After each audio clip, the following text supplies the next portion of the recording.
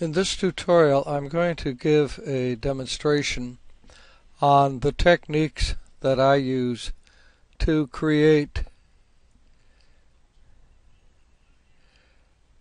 edge darkening on my prints.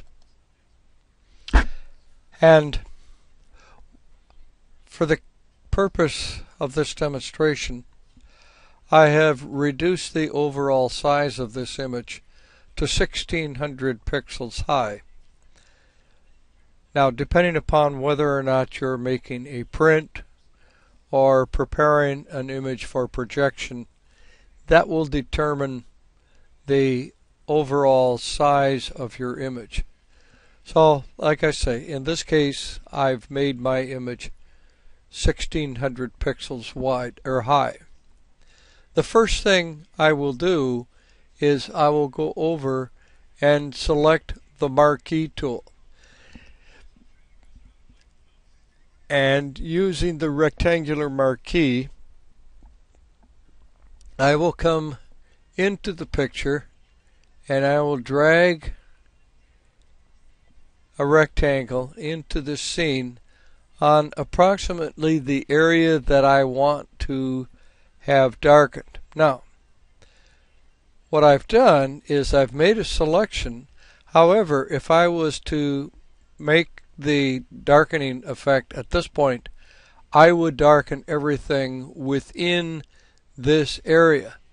So what I want to do is go up to the Select tab, click on Select, and go to Inverse. Now what I've done is I have selected the area from the border into the print or the image, as you can see with the marching ants. The next thing I want to do is go back to the Select tab and click on Refine Edge. And by doing this, we will see this area which is blocking out or masking out the center of the picture. Now, I'm going to go over here and I'm going to grab this window that opens up. Now we have some adjustments here that probably the simplest method is to come down to the second tab, which will soften or what they call feather the edge. And as I slide this over, we can see the edge beginning to get softened. Now it takes a little bit of work, but you may see somewhere around perhaps 50 to 75 pixels. So what we're doing is we're blending this edge between the two. So if I'm satisfied with what I have, I will click OK. And now we see that our corners are rounded. Perhaps the simplest way that I have found so far is I will come up to the image, I will scroll down to Adjustments and come over to Brightness and Contrast. And this opens up a window of brightness contrast sliders. Now what I can do is drag this slider down and we can already see the effects of the edge darkening. Now, a word of caution. I would not go down this far because it will be quite noticeable in a print or a projected image. So what we want to do is just do enough so it's barely perceptible. And if I click OK, I can also click the preview. We can see the before and after effects. So we can see what we've caused. So now I will click OK, and if I use the shortcut of Control D, I will eliminate the marching ants. So now we see the effect of the edge darkening. And if we click on the eyeball next to the layer, we can see the effect of the edge darkening. Now I'm going to delete this particular layer because I'm going to show you another method. So I just click on the layer, drag it down to the trash bin, and to create another layer, I will make the keystroke of Control J, which will make a duplicate layer of our background layer. I'll come back up and I will select the elliptical marquee tool. And this may take a little bit of playing around with to get the feel for it, but now we can see the effect of where the elliptical marquee is. And if we go back up to selection, we invert the selection, go back to select, and refine the edge, feather the edge again. I'm going to take it up to about maybe 55 or maybe 75. We'll just pick something there around 70. Same operation. Come down to adjustments, go to the brightness and contrast. We go to the brightness and contrast tool again, and we can darken the edge and see the effects of the darkening. Now, sometimes an oval selection will work best, and we can click on and off and see the effects, and we can also select the Control plus the D and remove the marching ants. So now we can see the overall effect of the edge darkening.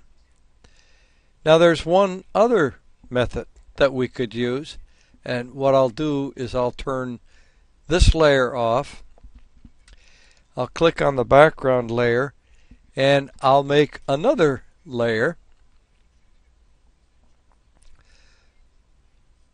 So now we have the background copy, and what I'll do, I have a separate layer here. I will go up under filter. This is the third method, and we go under filter and lens correction.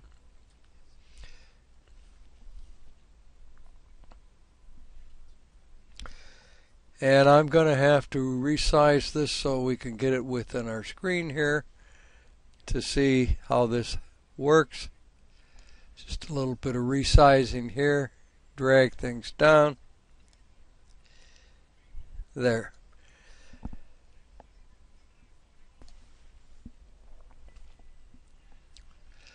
Within the lens correction, we come up under the tab called Custom. And when we click on Custom, we have the opportunity of making various changes to the picture. Now what I'm going to do is come over here and I'm going to change this view to fit in the view so we can see the full effect of what is happening.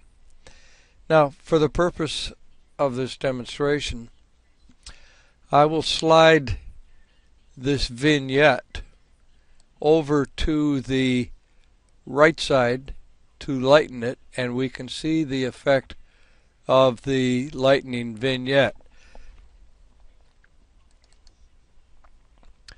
Now the purpose of doing the lightening effect is to demonstrate one other tool with this vignette feature, is that we can control the midpoint. So as I slide this further to the left, we see that the midpoint of that vignette becomes closer to the center. So I may leave it perhaps just about there, and then when we slide this slider back down, we get a little bit of vignetting.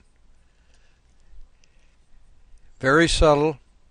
We come down to the preview tab, click on the preview, and what's happening here is the software has changed also the profile of the lens and corrected for some of the distortion with the lens, so you'll notice a little bit of change in the picture. So we see the effect of the edge darkening.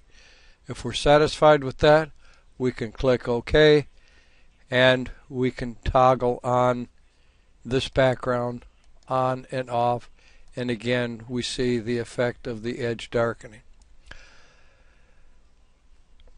Now if you were a Photoshop Lightroom 3 user, there's also a tool in Lightroom where you can do a similar vignette effect, and that is a separate operation in Lightroom. But that'll give you some type of a clue as to the different methods of darkening the edges of our prints. We can make it either a rectangle or an oval, whichever you choose, and the third method is also using the filter in Photoshop CS5.